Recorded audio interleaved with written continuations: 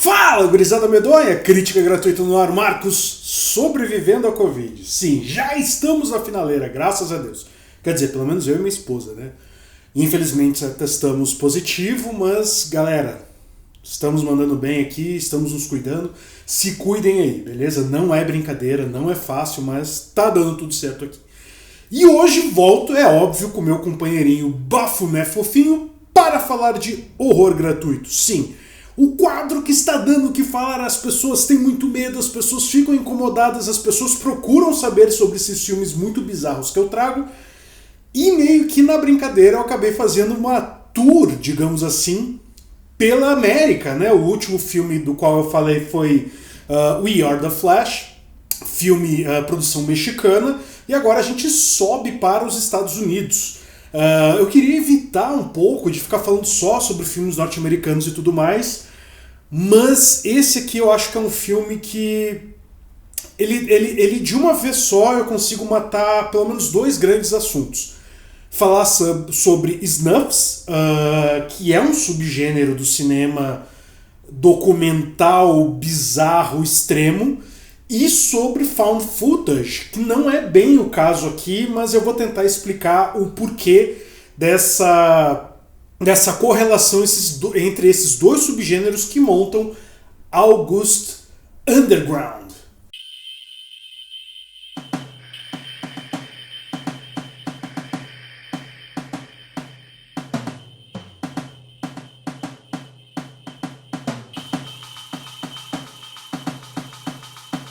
August Underground, filme idealizado por ninguém mais, ninguém menos que Fred Vogel.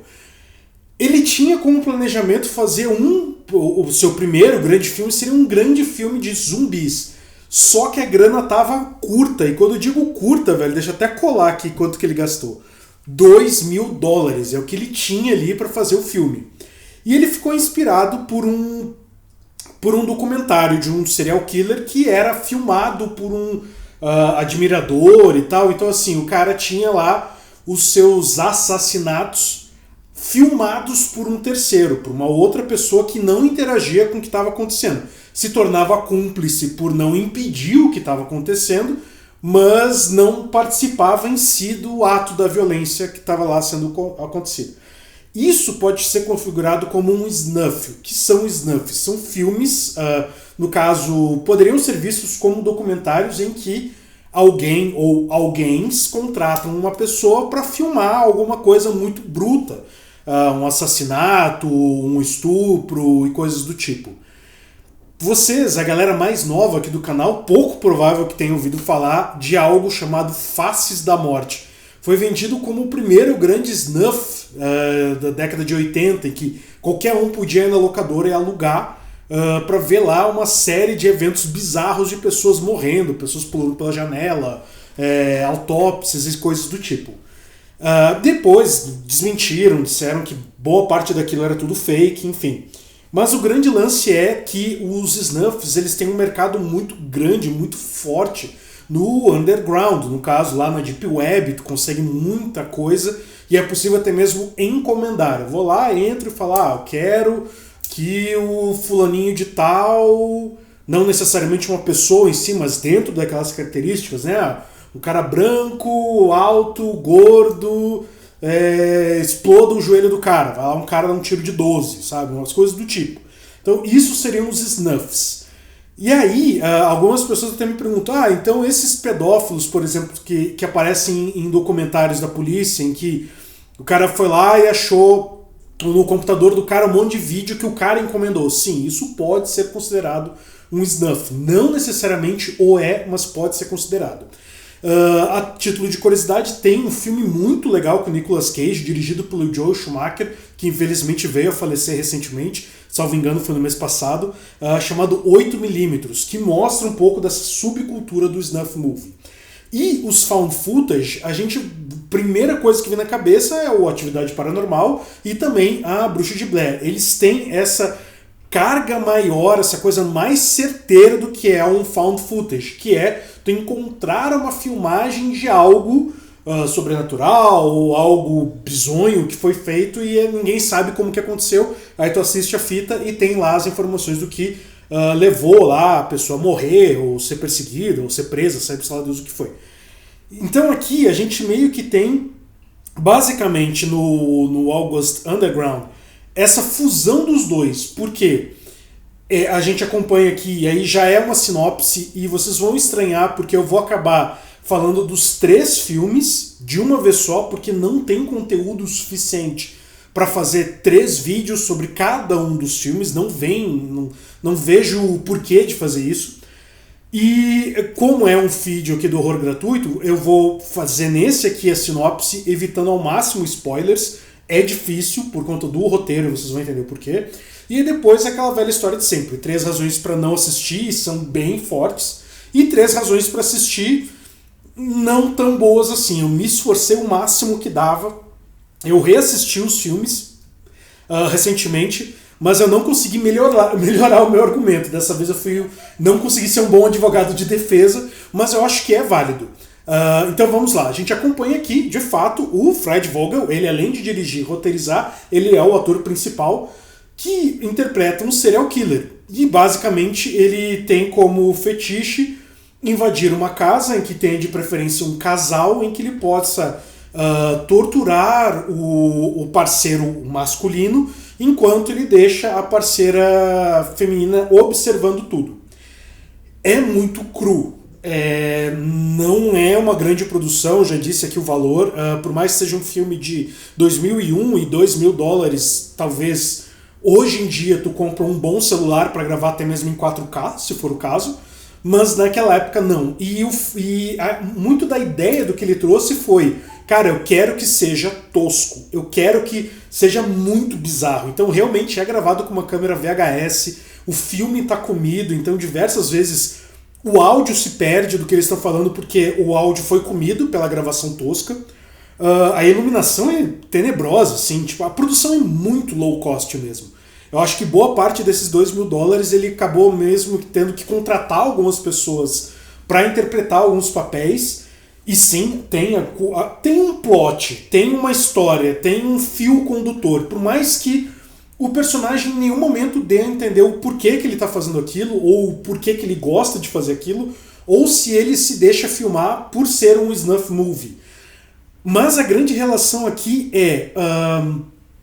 tem uma jogada de, digamos, originalidade muito peculiar nesse filme, porque exatamente por ele ser tosco, e eu sempre digo isso, quando o filme é muito tosco, ele não se prende à necessidade de te impressionar com efeitos visuais, ele se torna muito verossímil. E isso deu problemas, inclusive, para o Fred Vogel.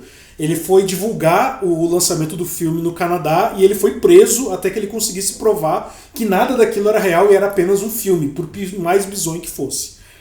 As atuações elas vão de medo extremo e absoluto e bizarro, e isso não é só gritar, e isso é um ponto que ele tem que ser levado em consideração. Eu acho que não é gritar, qualquer um grita, mas gritar com real pavor, com real desgosto daquilo que está sendo visto, e as cenas são muito nojentas. Lembrando que toda a trilogia ela é anterior a Serbian Film, então assim, até a Serbian Film, August Underground era considerado um dos filmes mais... O termo é most vile movie, era o filme mais vilanesco até então já feito, porque... Bom, vamos lá. Não chega a ser um spoiler, mas eu acho que é importante que tu saiba, pouco provável, caso tu não pesquise sobre o filme, que tu vá ter acesso a essas informações antes de assisti-lo. Tem estupro, vai ter necrofilia, vai ter... Só de lembrar já é foda. Vai ter pancadaria, vai ter... Cara, eu nem sei... Tanta escatologia que acontece, tipo... uma das vítimas, ela tá sentada e aí, assim, fica nítido ali que ela tá já há alguns dias sentada ali. Então ela tá mijada e cagada. E os caras, eles usam isso pra fazer com que a pessoa coma, tem muita mutilação. As cenas são muito viscerais e elas não parecem fakes, então isso também gerou muito problema pro Fred Vogel. não é um filme pra todo mundo. E quando eu falo isso no horror gratuito, a galera acha que eu tô exagerando, mas primeiro que ele sequer tem legenda. Eu não consegui achar nenhuma forma de botar legenda nele e tal, então eu tive que confiar no meu inglês. Muito do que ele fala é basicamente xingamento, ou ele tá menosprezando a dor da pessoa, coisas do tipo, então não é muito difícil de entender. Mas ele não é um filme viável também por essa produção muito tosca, então ele se torna um pouco cansativo de assistir, por mais que eles não passem de 70 minutos. O primeiro tem só 1h10, salvo engano, esses 10 minutos aí tem alguma coisa de créditos e tal.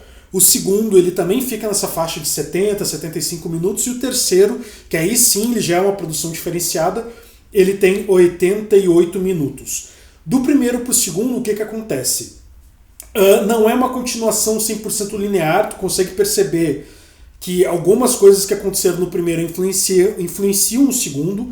Temos a adição de 2 novos personagens do segundo filme. Agora o Fred Vogel tem a sua namorada como cúmplice e o meio-irmão dela junto para participar das cenas de crime. Então eles revezam quem está filmando e eles revezam quem está fazendo as atrocidades com as vítimas. A produção melhora um pouco, o roteiro ele tenta trazer uma carga dramática um pouco maior, então tem a relação da namorada do Fred com o cunhado dele, no caso, e quando eu digo relação, sim, por mais que eles sejam só meio irmãos, eles têm uma relação, é bizarro. O nível de bizarrice consegue aumentar ainda em relação ao primeiro, então assim, quem assistiu o primeiro e não conseguiu gostar ou achou muito pesado vai ficar ainda mais enojado com o segundo. E o terceiro, sim, eu até faço um contraponto com aquela trilogia que a gente já falou aqui no canal, inclusive é um dos vídeos mais assistidos, que é a trilogia VHS, que é uma série de vários curtas com histórias de horror fantástico, horror cósmico, horror de estilo snuff movie, em que o primeiro a produção é muito tosca mesmo, o segundo já melhora, tem implemento de câmera, de action cams, no caso as GoPros da vida, então tu tem uma melhora na imagem e tudo mais, e o terceiro é muito bem produzido, é a mesma coisa que acontece aqui. Aqui é quase como se fosse um filme mesmo sobre um casal que está com muitos problemas e eles meio que chegam no seu limite de atrocidades que eles estão cometendo. É pesado, não é fácil, não é um filme para todo mundo. Por mais que se tenha uma história, ela não é uma história que tu consegue acompanhar de maneira lógica, por mais que seja como se fosse, vamos acompanhar 5 dias da vida dessa pessoa e aí tem uma câmera ligada 100% do tempo. A produção ela melhora, tu tem um investimento maior, a gente está falando do terceiro filme que tem um investimento de $5 mil e isso é visível na produção do filme, qualidade de áudio, qualidade de filmagem, não é mais uma câmera tosca. Isso ajuda a piorar a situação das cenas de tortura que acontecem. Um dos motivos para não assistir, eu vou detalhar mesmo, bem esmiuçado, o porquê que tu não tem que assistir, porque é uma cena muito pesada, ela é muito escrota. Salvo, eu até diria que ela inspirou uma das cenas do Cérebro em Filme. Quem assistiu o Cérebro em Filme ou assistiu As Razões para Não Assistir aqui no canal sabe do que eu tô falando. Sim, é bem aquela cena que tu tá imaginando.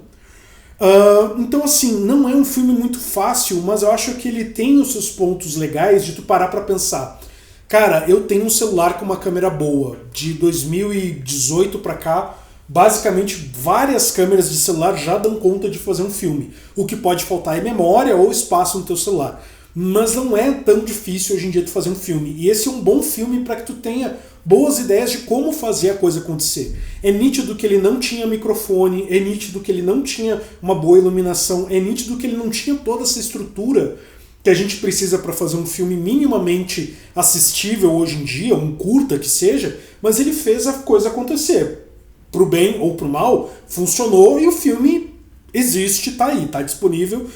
Consegui baixar ele facilmente via torrent.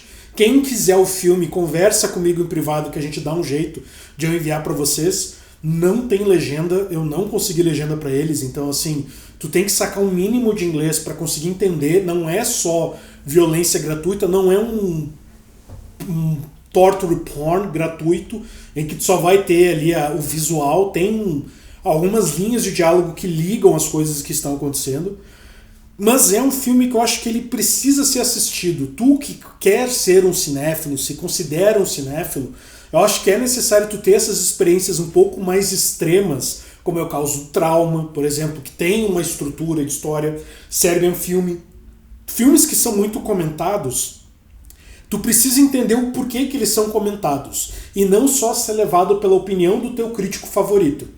O August Trilogy, vamos chamá-lo assim, o August Underground Trilogy, eu acho que ele se torna importante porque ele mostra que existe um mercado para esse tipo de filme e que, se ele tivesse sido melhor produzido, poderia ser talvez um filme como, deixa eu ver um filme de serial killer aqui, o próprio Instinto Selvagem.